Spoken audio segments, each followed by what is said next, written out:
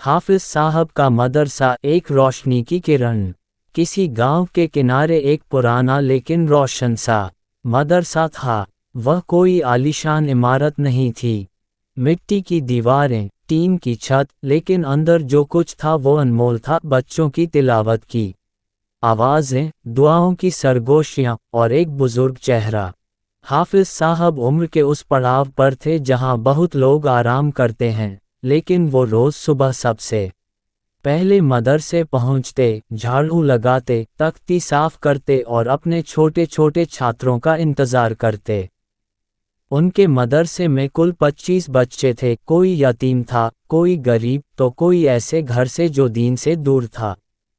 मगर हाफिज साहब सबके लिए एक जैसे थे। नर्म लहजा, मोहब्बत भरी नज़रें और सब्र से भरी तालीम। सुबह की तिलावत से दिन की शुरुआत होती। बच्चे बिस्मिल्लाह पढ़ते, फिर नूरानी कायदा, फिर धीरे धीरे कुरान की तालीम।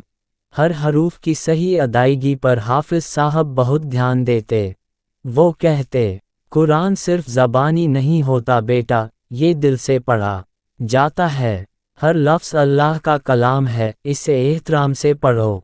जहाँ कोई बच्चा गलती करता, वो कभी डांटते नहीं, प्यार से समझाते, मुस्कुरा कर गलती से सीखो। एक दिन एक नया बच्चा मदरसे आया, अब्दुल्ला। उसका चेहरा बुझा बुझा सा था, आंखें डरी हुई।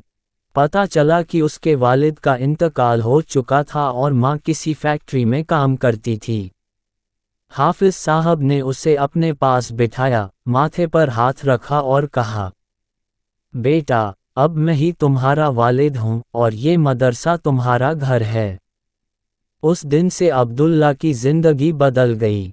वो रोज़ सबसे पहले आता, कुरान याद करता, नमाज में आगे खड़ा होता। हाफिज साहब बच्चों को सिर्फ पढ़ाते नहीं थे, उनका किरदार भी संवारते। झूठ न बोलो, किसी का दिल न दुखाओ, नमाज की पाबंदी रखो, ये बातें वो रोज़ दोहराते।